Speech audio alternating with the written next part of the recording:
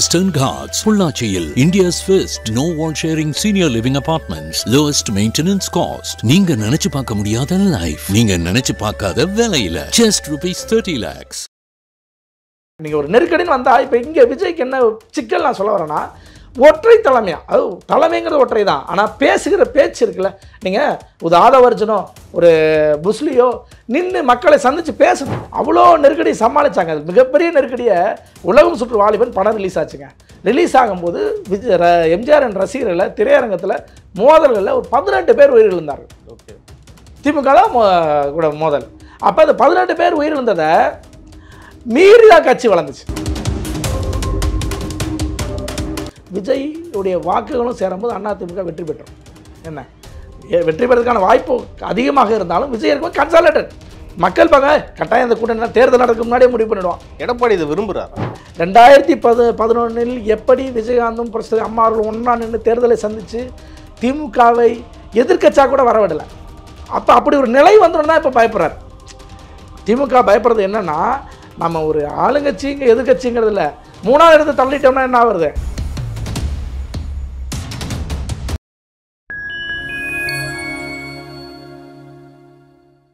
Fine time media நேயர்களுக்கு வணக்கம். இன்று நம்மோடு இணைந்திருப்பவர் அரசியல் விமர்சகர் திரு ராஜா ஸ்டாலின் அவர்கள். வாருங்கள், அவரிடம் அரசியல் சார்ந்த பல்வேறு கேள்விகளை முன்வைக்கலாம். வணக்கம் சார். வணக்கம். திரு விஜய் அவர்கள் கரூரில் அந்த கூட்ட நெரிசலில் இறந்த பாதிக்கப்பட்ட குடும்பத்தினரை சந்திச்சாரு. அவங்கள சந்திச்சு ஏற்கனவே நிவாரணம்லாம் கொடுத்துட்டாரு. அவங்கள்ட்ட மன்னிப்பு கேட்டதாகவும் சில பேரோட காலில் விழுந்ததாகவும் தகவல்லாம் வருது. அதெல்லாம் எப்படி பார்க்குறீங்க? கரூருக்கு போகிறதுக்கான முயற்சி எடுத்தாங்க. அந்த முயற்சி வெற்றி பெறலைன்னா ஒரு புதிய கட்சிங்கிற அடிப்படையில் அவர்களுக்கு அந்த நெருக்கடிகளை சமாளிக்க தெரில. இப்போ இதே ஒரு எடப்பாடியாக இருக்க அப்படி ஒரு நிகழ்வுனா கட்டாயம் போகணுன்னா போயிருப்பார். ஏன்னா அதுக்கு எப்படி எதெல்லாம் ஏன்னா அங்கே போய் அரங்கத்தில் சந்திக்கிறதா வரும். அந்த அரங்க சந்திப்புக்கு காவல்துறையுடைய அனுமதி கட்டாயங்கிற இதெல்லாம் கிடையாது. ஏன்னா நீங்கள் பொதுக்கூட்டம் நடத்துவதற்கோ திருமண கூட்டம் நடத்தவங்களுக்கு தான் காவல்துறையோட அனுமதி தேவை. அரங்கத்துக்குள்ளே இருக்க அனுமதி வேண்டாம். காவல் ஒரு பாதுகாப்பு கருதி ஒரு எக்ஸ்ட்ரா கான்சியஸாக வேணால் ஒரு அனுமதி வாங்கலாம். இதுதான் கரூர் விஷயத்தில் நடந்தது அப்படி தான் வச்சுக்கலாம். அதனால் அது ஒரு புதிய கட்சினால அந்த ஒரு இதை கடைபிடிக்கல. இவர்கள் காவல்துறையிட்ட மீறி இவங்க அனுமதி வாங்கியிருக்கலாம். ஏன்னா மண்டபம் கிடைக்கல, மண்டப உரிமையாளர்கள் மறுத்துட்டாங்க அப்படிலாம் சொல்கிறாங்க. அதோடு மட்டும் இல்லை, கரூருக்கு தான் இறந்தவர்கள் ஈரோடு இருக்காங்க, நாமக்கல் இருக்காங்க, இது போன்ற பகுதியிலையும் இருக்கிறாங்க. அதனால் அங்கே போக சிரமம் இருக்கிறதுனால மகாபலிபுரத்துக்கு வர வச்சாங்க அப்படிங்கிறது. அதுக்கு ஒரு இந்த நடைமுறை தவிர்த்திருக்கலாம், ஆனால் வேறு வழி இல்லைன்னு சொல்கிறாங்க. அது ஒரு வகையில் ஏற்றக்கூடியது. மற்றவர்களுக்கு எதிர்கட்சிக்காரர்கள் சொல்கிற குறைய அளவுக்கு அல்ல எதிர்கட்சி சேர்ந்த பேச்சாளர்கள் இது வரலாறே நடக்காதது ஒன்றும் இல்லைங்க. வரலாறு நடக்காத ஒரு உதாரணம் சொல்கிறேன். நீங்கள் ஒரு சட்டமன்றத்துக்குள்ளே போகிறீங்க. சட்டமன்றத்தில் எல்லோரும் வெள்ளை சட்டை வெள்ளை வச்சு தான் கட்டிட்டு போவோம். ராகுல் காந்தி இப்போ டிஷர்ட் போட்டு போகிறாரா இல்லையா பார்லிமெண்ட் உள்ள? என்ன இப்போ அதை பார்த்து உதயநிதி நிறைய அரசு நிகழ்ச்சிகளில் ஒரு டிஷர்ட் போட ஆரம்பிச்சிட்டாரு. ஏன்னா டிஷர்ட் போட்டால் இளைஞன் காட்டுறதுக்கு முயற்சிக்கிறாங்க. அவர் இளைஞர்களாக இருக்கட்டும், அதில் எந்த பிரச்சனையும் இல்லை. ஆனால் பாரம்பரிய உடை அரசியல்வாதிகளுக்கான ஒரு பாரம்பரிய இந்த சட்டம்லாம் கிடையாது. ஜீன்ஸ் டிஷர்ட் போட்டு கூட போகலாங்க. ஒரு மரபு கடைபிடிக்கிறோம். என்ன அப்போ அந்த மரபை சட்டமன்றத்துக்குள்ளே உடைப்படுதா? என்ன சார் ராகுல் காந்தி டிஷர்ட் போட ஆரம்பிச்சிட்டாரா? அப்போ மற்றவர்கள் போட ஆரம்பிச்சிட்டாங்க. சட்டமன்றத்தில் பேசுகிறார், முதல்வரே பார்லிமெண்ட்டுக்குள்ளே பேசுகிறார், பார்லிமெண்ட்டுக்குள்ளே ராகுல் காந்தி பேசுகிறார். என்ன அது மாதிரி அரசு சார்ந்த விசிட்டு போகிறாங்கல்ல, அந்த விசிட்டுக்கெல்லாம் முதல்வரும் இப்போ டிஷர்ட் போட ஆரம்பிச்சிட்டாரு. ஏன்னா இப்போ அடையாறில் தூர்வாரம் நிகழ்ச்சிக்கு பார்த்தோம். ஸ்டாலின் பேண்ட் ஷர்ட்டே போட ஆரம்பிச்சிட்டாரு. பேண்ட் ஷர்ட்டை போடுறாங்க. அந்த சும்மா அந்த வாக்கிங் ட்ரெஸ்ஸோட போகிறாங்க. ஒரு யதார்த்தமாக இருக்கிற மாதிரி காட்டுறதுக்காக பண்ணுறாங்கன்னு வச்சுங்களேன். அப்போ இதெல்லாம் மரபு மீறல் இல்லையா? அப்போ அது போன்ற இறந்தவர்கள் வீட்டுக்கு போய் ஆறுதல் சொல்லணுங்கிறது ஒரு மரபு தான். ஆறுதல் என்பது இறந்தவர்கள் வீட்டுக்கு போய் சொல்கிறது தான். ஏன்னா ஒரு இறந்தவங்களோட வீட்டில் போயிட்டு ஆறுதல் தெரிவிக்கிறதும் பேண்ட் ஷர்ட் எதுவும் ஒப்பிட்டு பார்க்க முடியாது. இல்லை அப்படி இல்லை. என்ன சொல்கிறேன்னா ஒரு மரபை மீறணும். ஒரு சட்டமன்றத்துக்குள் டிஷர்ட் போட்டுருக்கு போகிறதும் என்ன அதே போல் அது சட்டமன்றங்களும் ஒரு மரபு. ஒரு பெரிய பார்லிமெண்ட்டுக்குள்ளேயே இருக்குது. சட்டமன்றம் மட்டும் இல்லை, இது எல்லாத்த விட உயர்ந்ததாக இருக்கக்கூடிய பார்லிமெண்ட்டுக்குள்ளேயே ராகுல் காந்தி போட்டு போகிறார். ஏன்னா அப்போ அந்த மரபை உடைக்கிறாங்கல்ல. அதுபோல தான் இது வரைக்கும் இறந்தவர்களை போய் பார்த்தோம், போய் ஆறுதல் சொன்னோம். ஒரு சாமியார் மனநிலை அப்படின்னு சொல்கிறாங்க எதிர்கட்சிக்காரர். சாமியார்கள் தான் போய் என்ன பண்ணுவாங்க, தன்னை பார்க்க வாங்க அப்படின்னு சொல்லி வர சொல்லி அவங்கள ஒரு ஆசீர்வாதம் பண்ணுவாங்க. இப்படியான விஷயம் நடக்கும். ஆனால் இதை அவர் செய்கிறாருன்னு குற்றச்சாட்டு வைக்கிறாங்க. ஆனால் அவரால் ஒரு புதியவரா, ஒரு அரசியல் கட்சியில் புதியவரா, ஒரு இளையவர்னு வச்சுங்க, அரசியலில் இளையவர், அவருக்கு இந்த அனுபவம் வேண்டும். அந்த அனுபவத்தை நெருக்கடிகள் சமாளிக்க தெரியணும். எம்ஜிஆருக்கே நெருக்கடி கொடுத்த கட்சி திமுக. என்ன சும்மா இல்லைங்க. எம்ஜிஆர் 71 திமுகவின் பொருளாளராக இருந்து கருணாநிதியை முதல்வர் ஆக்கியது எம்ஜிஆர் தான். என்ன அவர் பிரச்சாரத்தினால தான் 205 தொகுதி திமுக வெற்றி பெற்றது. திமுகவின் வரலாறுலே அதிக வெற்றி பெற்றது 205 தொகுதி எம்ஜிஆர் பிரச்சாரம் பண்ண 71 தேர்தலாம். ஆனால் ஒரே ஆண்டில் கருணாநிதி அவர்கள் எம்ஜிஆரோட முரண்பட்டு வெளியே அனுப்பிட்டாரு. அவர் வெளியே அனுப்பிடும் போது இதே மாதிரி ஒரு பிரச்சனை வந்துச்சு. என்னன்னா தீக்குளித்தார்கள் எம்ஜிஆருக்காக. என்ன அப்போ தீக்குளிச்சவரை பார்த்து கட்சி தொண்டர்கள் ஒவ்வொருத்தர்களுக்கும் தன் தம்பிமார்களுக்கு ரத்தத்தின் ரத்தங்களுக்கு அவர் போட்ட உத்தரவு என்ன தெரியுமா? தீக்குளிக்கிறன்னு முடிவெடுத்தா என்னைய முதல்ல கொளுத்துங்க அப்படின்னாரு. நீங்க பழைய வரலாறுலாம் பேசுறீங்க. இன்னைக்கு இருக்க விஜய் இருக்காங்களே, விஜய் ரசிகர் இருக்காங்கல்ல, கிட்டத்தட்ட இவங்களும் அப்படிதான் இருக்காங்கன்னு நினைக்கிறீங்களா? விஜய்க்கு என்ன தீக்குளி பண்ற அந்த லெவலுக்கு இறங்கக்கூடிய துடிப்பு இருக்கு அவங்களுக்கு? அந்த துடிப்பு இருக்குது. ஒன்றும் இல்லைங்க. இவங்க நான் இப்போ தேர்தலில் ஓட்டு போட போனார்ல, ஓட்டு போட சைக்கிளில் போனார்ல விஜய், போனப்ப பின்னாடி பைக்லாம் வச்சுருங்க. அதில் முதல்ல கூட போன பைக் பாருங்க, ஒரே ஒருத்தர் தான் வண்டி ஓட்டாரு. அந்த வண்டி ஓட்டிட்டு அவரே கேமரா வந்து விஜய் எடுப்பார், ஒரு ரசிகர். அது எவ்வளோ ஆபத்தமானது. நடுவில் ஒரு கல் ஒரு இருக்குது, ஒரு ஸ்பீடு பிரேக் இருக்குன்னா கேமரா பிடிச்சிக்கிறாரு, செல்ஃபோனில் படம் எடுத்துக்கிறாரு, வண்டி ஓட்டுறாரு, விழுந்துட்டாருன்னா என்ன ஆகும்? பின்னாடி வர வண்டிங்களாம் அடிக்கிறாங்க, பின்னாடி வரிசையாக 20 வண்டி 30 வண்டி வந்துட்டு இருக்கு. ஆக இப்படிப்பட்ட ஆட்கள் தான். ஆனால் இதை அரசியல்படுத்தினார் எம்ஜிஆர். என்ன 71 வெளியே வந்ததுக்கு பிறகு தொடர்ந்து கட்சியை நடத்தி திமுக ஆளுங்கட்சியாக கருணாநிதி முதலமைச்சராக இருந்து அதிமுகவுக்கு அவ்வளோ நெருக்கடி கொடுத்தார். அவ்வளோ நெருக்கடி சமாளித்தாங்க. அது மிகப்பெரிய நெருக்கடியை உலகம் சுற்று வாலிபன் படம் ரிலீஸ் ஆச்சுங்க. ரிலீஸ் ஆகும்போது எம்ஜிஆரின் ரசிகர்களில் திரையரங்கத்தில் மோதல்களில் ஒரு 18 பேர் உயிரிழந்தார்கள். ஓகே, திமுக தான் கூட மோதல். அப்போ அந்த 18 பேர் உயிரிழந்ததை மீறி தான் கட்சி வளர்ந்துச்சு. அதுக்காக அதிமுக பேனிக்காவில் உடைஞ்சு போல அதை மீறி வென்றெடுத்து அதே 77 ஆட்சி பிடிச்சார் எம்ஜிஆர். ஆக ஏன்னா எம்ஜிஆருக்கு அரசியல் அனுபவம் இருக்குது. என்ன ஏறத்தாழ 60 காலங்களிலிருந்தே அண்ணாவோடு பயணித்து அந்த 67 காங்கிரஸ்ல இருந்திருக்காரு, காங்கிரஸ் காலத்தில் இருந்து தொடர்ந்து பயிற்சி எடுத்துக்கார். அவர் மட்டும் இல்லை, அவர் கூட இருந்த தம்பிமார்கள் அத்தனை பேரும், நாவலர் நெடுஞ்செழியன்லேருந்து அத்தனை பேரும் கூட இருந்த எல்லாருமே அரசியல் அனுபவம் பெற்றவர்களாக இருந்தாங்க. என்ன அதனால் நாளைக்கு ஒரு பிரச்சனைனா பேசக்கூடியவர்களாக இருந்தாங்க. பிரச்சனை அம்மா அவர்கள் கூட எம்ஜிஆர் இருக்கிற காலத்திலே அவர்கள் மிகப்பெரிய பேச்சாளர். என்ன இப்படி ஒவ்வொருத்தரும் மிகப்பெரிய பேச்சு. பண்ருட்டி ராமச்சந்திரன் என்ன பல்வேறு அரசியல் அனுபவங்கள் உள்ளவர்களாக இருந்தார். அப்போ எல்லாருமே நீங்கள் ஒரு நெருக்கடின்னு வந்தால், இப்போ இங்கே விஜய்க்கு என்ன சிக்கல் நான் சொல்ல வரேன்னா, ஒற்றை தலைமையாக, அது தலைமைங்கிறது ஒற்றை தான், ஆனால் பேசுகிற பேச்சு இருக்குல்ல. நீங்கள் ஒரு ஆதவர்ஜனோ ஒரு புஸ்லியோ நின்று மக்களை சந்தித்து பேசணும். நீங்கள் முன்ஜாமீன் காலம் விட்டுருங்க, முன்ஜாமீன் முடிஞ்ச பிறகு இது பையன் இந்த பத்திரிகையாளர் சந்திப்பு இல்லை. ஏன்னா அதுதான் வந்து இந்த அனுபவம் இருந்தால் அதை பேசுவீங்க. இந்த விஷயத்துக்கு இதெல்லாம் நெருக்கடி இதெல்லாம் சொன்னால் நிறைய பாசிட்டிவான விஷயத்தையும் பேச. ஏங்க ஒரு விபத்து, அந்த விபத்துக்கு முழு முதற் காரணம் விஜய் மட்டும்தான் நம்ம சொல்லிட முடியாது. விஜயும் காரணம் அப்படிங்கிறத பேசலாம். தடுக்கக்கூடிய இடத்துல அரசு இருந்துச்சு. ஏன்னா இது ஒரு பெரிய, அதாவது எப்படினாங்க இதுக்கு தான் இந்த உதாரணத்துக்கு சொல்கிறது, இந்த தடுக்கக்கூடிய இடத்துல அரசு இல்லை. ஏன் இல்லைன்னா இதே மாதிரியான விஷயங்கள் திமுக நடந்திருக்குங்க. கலைஞருடைய மரணம் என்ன, கருணாநிதி அவர்களுடைய மரணத்தில் அவருடைய உடல் வந்து ராஜாஜி ஹாலில் வைக்கப்பட்டிருந்துச்சு. அந்த ராஜாஜி ஹாலுக்கு எவ்வளோ கூட்டம் வந்துச்சுன்னு தெரியும். அந்த கூட்டத்தில் தள்ளுமுள்ளாகி கூட்ட நெரிசலில் 3 பேர் உயிரிழந்தாங்க. இதே மாதிரி தண்ணீர் பற்றாக்குறை, மூச்சு திணறல் பிரச்சனை இருந்துச்சு. அவங்களுடைய டெத் ரிப்போர்ட்டில் இருக்குது. என்ன அப்போ அந்த இதை ஆட்சி நடத்துனது அதிமுக, அந்த காவல்துறை, அதிமுக அரசின் காவல்துறை கட்டுப்படுத்துச்சு. கட்டுப்படுத்தினால்தான் அது 3 பேரோட நின்றுச்சு. இல்லைன்னா இன்னும் அதிகாரம் இருக்கும். ஆனால் திமுகவினர் அப்போ என்ன சொன்னாங்கன்னா, போதிய போலீஸ் பாதுகாப்பே கொடுக்கல அப்படின்னு சொல்லிட்டு இருந்தாங்களே சார்.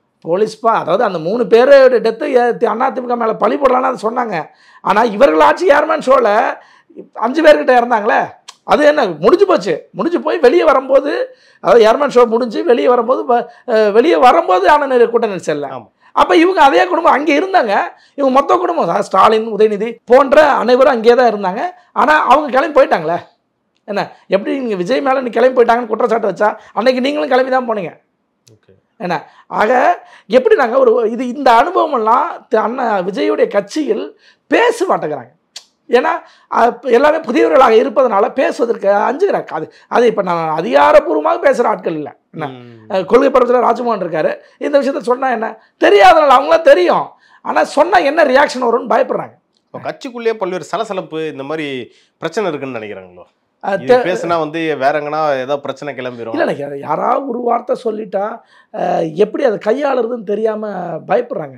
அதுங்க கரூருக்கு போகாததுக்கு நான் கருதுகிற காரணம், ஒரு டெத்து நடந்து போச்சுங்க. ஒரு டெத்து நடந்து போன இடத்துல போய் நீங்கள் பார்த்தீங்கன்னா அந்த குடும்பத்தை சேர்ந்த எவனோ ஒரு அங்காளி பங்காளி, ஸோ நேரடியாக குடும்பம் மட்டும் இல்லை, அங்காளி பங்காளி எவனோ ஒருத்தர் திமுக சார்பானவனோ வேறு எதிர்க்கட்சிகள் சார்பானவனோ இருந்து அவன் ஒரு செருப்பு தூக்கி வீசுகிறான், ஒரு கல்லை தூக்கி வீசுகிறான், ஏதோ ஒன்று பண்ணுறான், ஒரு எதிர்ப்பு தெரிவிக்கணும், அது விஜய்க்கு அசிங்கம். அங்கே அடிக்கிறாங்க தாக்குறாங்கிறதுனால உயிருக்கே அச்சங்கிற அளவுக்குலாம் விட்டுருங்க, சாதாரண ஒரு எதிர்ப்பு தெரிவிக்கிறாங்கன்னா அது விஜய்க்கு அசிங்கம் இல்லையா? அந்த அசிங்கத்தை தேவையில்லாத ஒரு சலசலப்பை உண்டு பண்ண விஜய்க்கோட இமேஜுக்கு எடுக்க வேணாம் அப்படிங்கிறது ஒரு நோக்கமாக தான் பார்த்துருப்பாங்கங்கிறது என்னுடைய பார்வை. என்ன ஆனால் இதை மீறி அவர்கள் போய் பார்த்துருக்கணும். எப்படி அனிதா மரணத்துக்கு இரவு நேரத்தில் போனீங்களோ, தூத்துக்குடி ஸ்டெர்லைட் இப்போ நீங்கள் போய் பார்த்தீங்களோ, அதுபோல் நீங்கள் போய் இப்போ சந்திச்சிருக்கலாம். ஒவ்வொரு நாள் ஒவ்வொரு குடும்பமாக சந்திச்சிருக்கலாம், அது ஒன்றும் பிரச்சனை இல்லை. என்ன பார்த்து நல்லா இருந்திருக்கும். சரி, இதையாவது செஞ்சீங்கிறது மகிழ்ச்சியான விஷயம்தான். என்னென்னா என்ன மகிழ்ச்சினா, அந்த மக்களுடைய வேதனையில் பங்கு பெற்றீர்கள், ஒரு மனதார பேசியிருக்கீங்க, மன்னிப்பு கேட்டிருக்கீங்க, உங்கள் குடும்பத்தில் கடைசி வரைக்கும். அதாவது 20 ஆண்டுகள் மாதம் 5000 நான் அந்த குடும்பத்துக்கு கொடுக்குறேன் அப்படின்னு. இப்போ கொடுக்குற இந்த 20 லட்சம் மட்டும் இல்லை, இப்போ கொடுத்துட்டார். அதாவது வங்கி கணக்குக்கு நேரடியாக யாரும் நடுவில் ஊழல் பண்ணவோ அது பணத்தை கொள்ளடிக்க வாய்ப்பு இல்லாமல் நேரடியாக அக்கௌண்ட்டில் போட்டார். அந்த குடும்பம் நேரடியாக பயனடைகிற மாதிரி பண்ணிட்டாங்க இருக்குது. என்ன ஆக அந்த விஷயத்தை பண்ணியிருக்காரு. அதே மாதிரி 41 குடும்பங்களில் ஒரு 4 குடும்பங்கள் தவிர்த்து மீது எல்லா குடும்பமும் வந்துட்டாங்க. பாதிக்கப்பட்ட இன்னும் 156 பேர் உடல் உயிரிழக்காமல் பாதிப்புக்குள்ளானவர்களும் கொஞ்சம் பேர் வந்திருக்காங்க. அவர்களையும் சந்திக்கிறது. ஒரு பெண்மணி என்ன சொல்லியிருக்காங்கன்னா, அவரோட 20 லட்சம் கொடுத்தாருல, அதை கூட திருப்பி கொடுத்துட்டாராம்.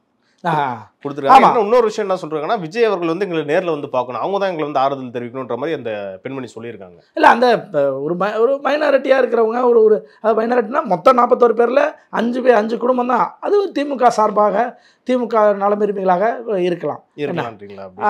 அதனால அவங்க சொல்லியிருக்கலாம், தவிர்த்திருக்கலாம். இல்லை அவர்கள் வந்து தொடர்ந்து பேசுகிறோன்னா சரி நாங்கள் பார்க்குறோன்னு கூட பண்ணியிருக்கலாம். பட் அவங்க உணர்வுக்கு மதிப்பு கொடுப்போம். அவர் அது பணத்தை புறக்கணிப்பதும் ஏற்றுக்கொள்வதும் அவர்கள் சார்ந்தது. ஆமாம், என்ன அதில் எந்த பிரச்சனையும் இல்லை.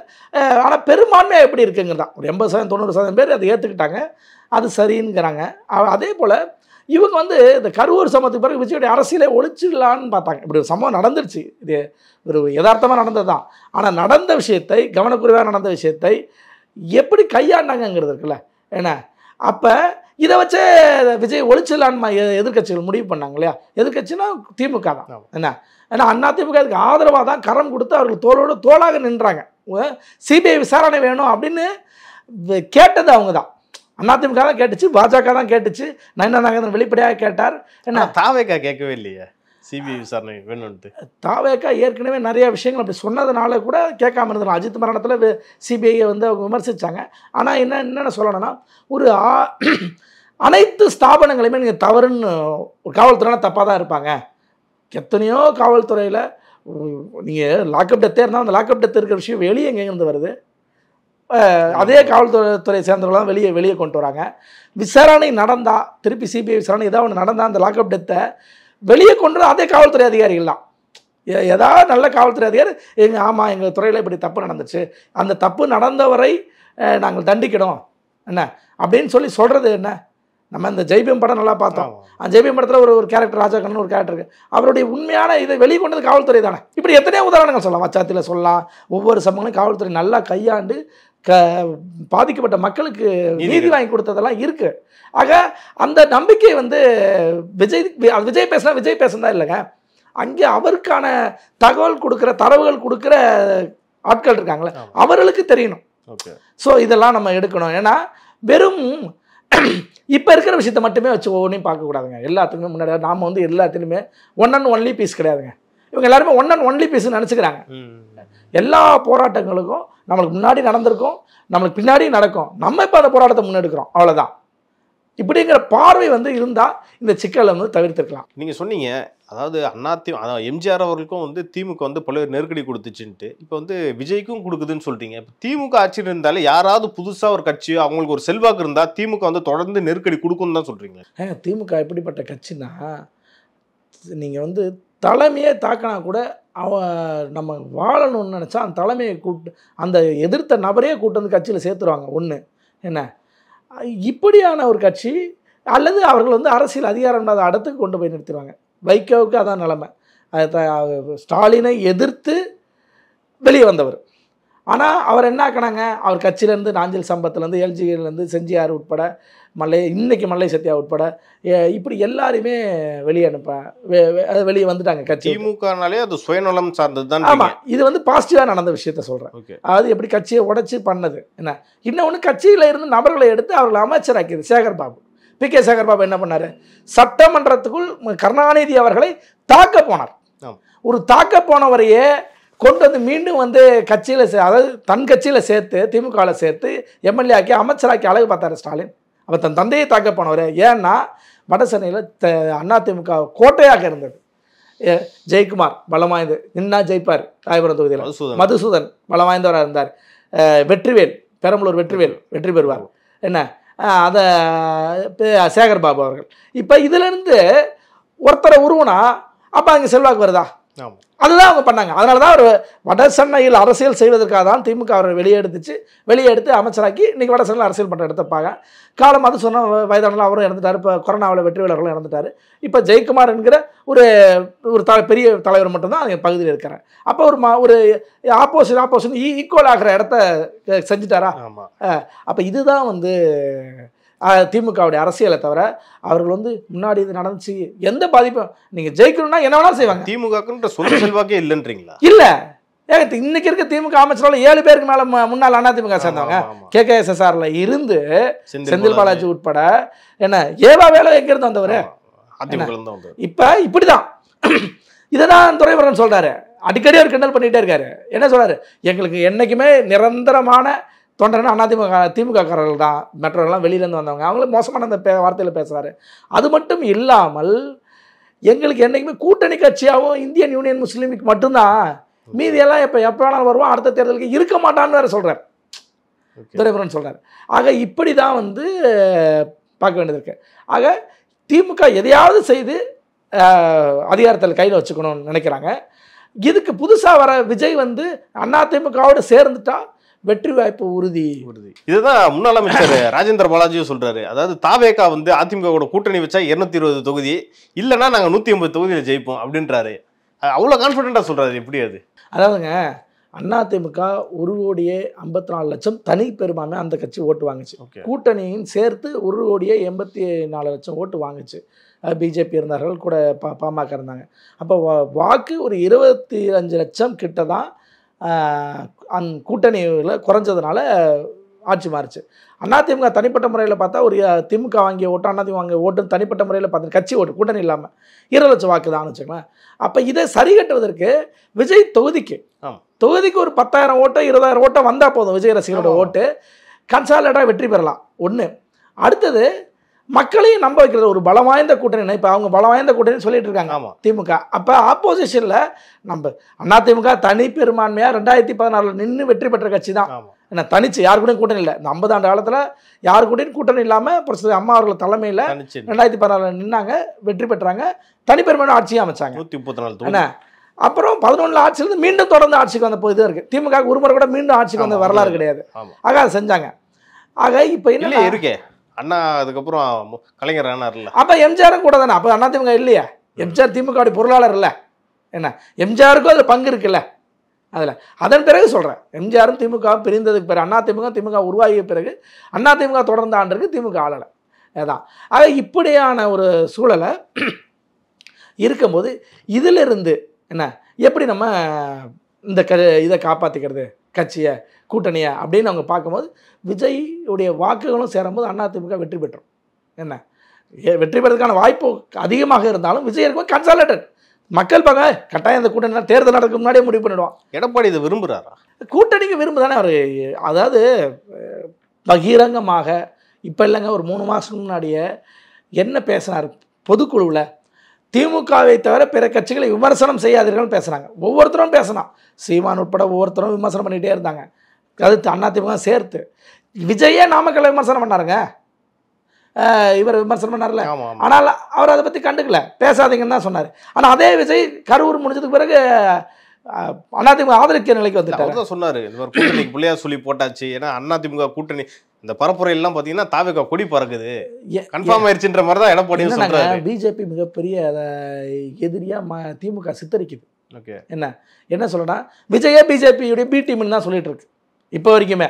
திமுக சித்தரிக்கிறது இல்லை சார். இப்போ மக்களே வந்து அப்போ பாஜக ஓட்டு போட்டிருக்கலாம்ல. பாஜக யாருமே ஓட்டு போடவே மாட்டாங்க. இல்லை, அது என்னன்னா ஓட்டு போடக்கூடாதுங்கிறதுக்கு தான். சிறுபான்மை மக்களுக்கு எதிரானதா பாஜக கட்டியமைக்க முயற்சிக்கிறாங்க. என்ன அந்த முயற்சியாக என்ன பண்ணுறாங்கன்னா, பிஜேபியோட பி டீம்னு சொன்னால் விஜயும் சேர்த்து ஆதரவு கிடைக்காது. சிறுபான்மை மக்களுடைய ஓட்டு விஜய்க்கு போயிடக்கூடாது. என்ன ஒரு இஸ்லாமிய சமூகத்துடைய ஓட்டோ கிறிஸ்தவ சமூகத்துடைய ஓட்டோ போயிடக்கூடாது அப்படின்னா அது பி டீம்னு விஜய் கட்டமைக்கிறாங்க. பிஜேபி கூட இருக்கிறதுனால அந்த அணி தோத்துரும் என்ன அப்படிங்கிறாங்க. ஆனால் அப்படிப்பட்ட கட்சி இல்லைங்க அதிமுக. அதிமுகவில் அனைத்து சாதியினரும் எம்எல்ஏ ஆகலாம், அனைத்து சாதியினரும் முதல்வர் ஆகலாம். என்ன புரட்சித்தலைவர் தலைவர் அம்மா அவர்கள் என்ன சமூகம் தெரியும், அவர் முதலமைச்சர் ஆக்கிய கட்சி அதிமுக, எம்ஜிஆர் முதலமைச்சர் ஆக்கிய கட்சி அதிமுக, எடப்பாடி முதலமைச்சர் ஆக்கியிருக்கு. அப்போ ஒவ்வொருத்தரும் எந்த ரத்த சொந்தம் கிடையாது. 3 தலைவர்களுக்குமே 3 பெருந்தலைவர்களும் எம்ஜிஆர் அவர்களுக்கும் ஜெயலலிதா அவர்களுக்கும் எந்த ரத்த சொந்தம் கிடையாது.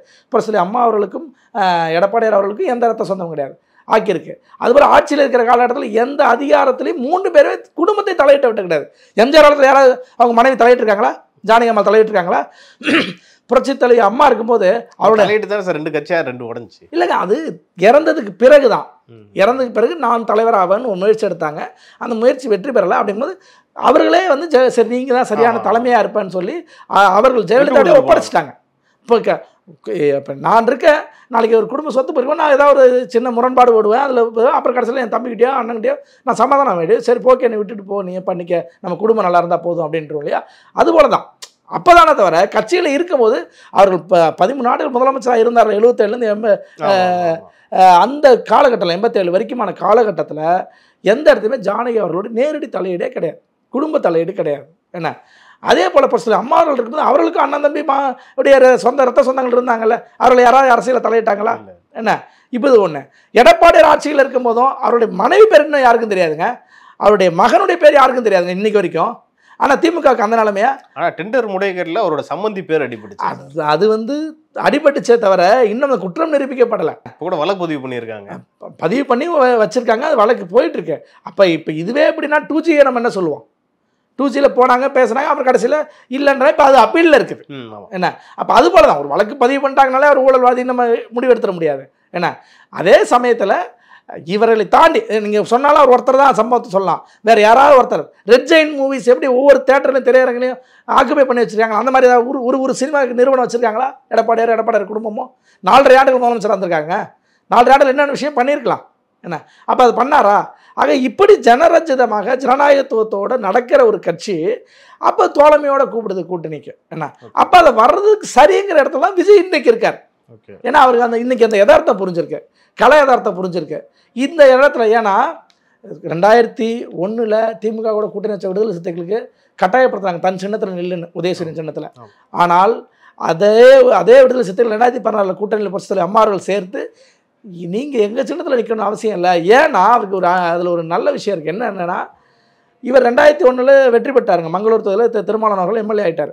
ஆனால் கூட்டணி அதிமுக வரப்போகிறார். அப்போ 2004 ரிசைன் பண்ணார், ராஜினாமா செய்துட்டு. ஏன்னா அப்போ கட்சித்தாள் தடை சட்டத்தின்படி ஏன்னா உதயசூரியன் சின்னத்தில் நடவடிக்கை எடுக்க முடியாது அவரால். அதில் ராஜினாமா பண்ணிவிட்டு அதிமுக கூட்டணிக்கு வந்தார். அப்போ நீங்கள் விரும்புகிற சின்னத்தில் நில்லுங்க, நான் திமுக மாதிரி உங்களை அழுத்தம் கொடுக்க மாட்டேன் அப்படின்னு அவர் விரும்பிய சின்னத்தில் வந்து நிற்க வச்சாங்க புரட்சித்தலைவர் அம்மா அவர்கள்.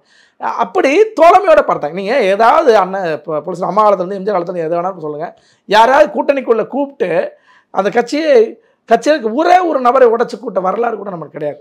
ஆனால் விஜயகாந்த் சொல்லியிருக்காரு சார். விஜயகாந்த் என்ன சொன்னார்? கட்சி கூட நீங்கள் வச்சுக்கோங்க, எம்எல்ஏ எல்லாம் நீங்கள் விலைக்கு வாங்குறீங்க, ஏன் கட்சியை நான் வந்து தாரவாத்து கொடுத்துட்றேன் அப்படின்ற மாதிரி ஒரு வாட்டி சொல்லியிருக்கேன். இல்லை அதிமுக நோக்கி அவர்கள் வரல, சந்திரகாசி உட்பட எல்லாரும் திமுகவுக்கு தான் போனாங்களே தவிர அந்த விமர்சனம் வந்து அதிமுகவை எதிர்த்த விமர்சனம் கிடையாது, அது திமுகவை நோக்கிய விமர்சனம் விஜயகாந்த் வச்சது. அதுதான் உண்மை. இதுதான் நாங்கள் மீண்டும் மீண்டும் சொல்கிறோம். 2011 எப்படி விஜயகாந்தும் புரட்சித்தலைவர் அம்மா அவர்கள் ஒன்றா நின்று தேர்தலை சந்தித்து திமுகவை எதிர்க்கட்சியாக கூட வரவிடலை. அப்போ அப்படி ஒரு நிலை வந்தோன்னு தான் இப்போ பயப்படுறார். திமுக பயப்படுறது என்னன்னா, நம்ம ஒரு ஆளுங்கட்சிங்க எதிர்கட்சிங்கிறது இல்லை, 3ஆவது இடத்தை தள்ளிட்டோம்னா என்ன ஆகுறது? ஒன்று விஜய் சேர்ந்து கூட்டணியோடு சேர்ந்து அவர் அமைச்சராக கூட்டணி ஆட்சி அமைவது அப்படிங்கிற ஒன்று. என்ன அதாவது பெரும்பான்மை இருந்தாலும் சரி வச்சு அப்படியும் பண்ணலாம். ஏன்னா மேற்கு வங்காளத்தில் நிறையா நம்ம பார்த்துருக்கோம், மிகப்பெரிய அறுதி பெரும்பான்மையோட சிபிஎம் இருந்தாலும் தோழமை கட்சியான சிபிஐ உட்பட எல்லாரையும் அமைச்சர்கள் வச்சுருந்தாங்க. என்ன அதே போல் நடக்கலாம். அல்லது விஜயகாந்த் மாதிரி விஜய் அவர்கள் ஒரு எதிர்க்கட்சி தலைவராகவும் பயணிக்கலாம். இதுக்கான 2 வாய்ப்பும் இருக்குது. ஆனால் அப்போ திமுக எந்த இடத்துக்கு போவோம்? எதிர்க்கட்சியாக கூட இல்லாமல் இருக்கும். 3வது இடத்துக்கு என்ன 3வது இடத்துக்கு போயிட்டதுனால அந்த அச்சத்தினால தான் இவர்கள் விஜய் மீது ஒவ்வொருத்தரையும் அவர்களுடைய ஆட்களை கட்டவிழ்த்துட்டு விமர்சனம், அதாவது நியாயமான விமர்சனம் என்பது வேறு, என்ன மோசமான விமர்சனம் பண்ணுவது. நான் மகாபலிபுரத்துக்கு கூப்பிட்றதுக்கு அவரே வருத்தம் சொல்கிறாருங்க விஜயை. நீ யாரோ ஒருத்தர் வருத்தம் சொல்லலை, என்னால் முடியல, நான் உங்களுக்கு கூப்பிட்டுருக்கேன், என்னை தயவு செஞ்சு மன்னிச்சுங்கன்னு அவருக்கு பேசுகிறாரே. இதை விஜய் வந்து இல்லை நான் கூப்பிட்டது சரின்னு தான் நிலைப்பாட சொல்லலை, மன்னிப்பும் கேட்டிருக்கிறதா சொல்லுங்க. என்னால் வர முடியல, அதுக்காக தப்பாக எடுத்துக்காதீங்க, மன்னிச்சிருங்க அப்படிங்கிறதும் அங்கே நடந்த விபத்துக்கு நானும் ஒரு காரணம் தான் அப்படின்னு சொல்லி அவரும் சொல்கிறாரு. அதை அந்த சுய விமர்சனத்தை அவர் எடுத்துக்கொள்கிறார். ஆனால் இவர்கள் அதெல்லாம் காதையே வாங்கிக்க மாட்டாங்க, அவர் மேலே குற்றச்சாட்டு வைக்கிறதே நோக்கமாக இருப்பாங்க. அப்போ விஜய் மீது திருப்பி இவங்க கட்டமைக்கணுங்க. இதான் அவரோட நிலைப்பாடு. நடப்பு அரசியல் பற்றி இன்றைக்கி நம்ம நிறைய பேசணும். இது குறித்து அடுத்தடுத்த நிகழ்ச்சிகள் இன்னும் நம்ம டீட்டெயிலாக பேசலாம். நன்றி. மிக்க நன்றிங்க.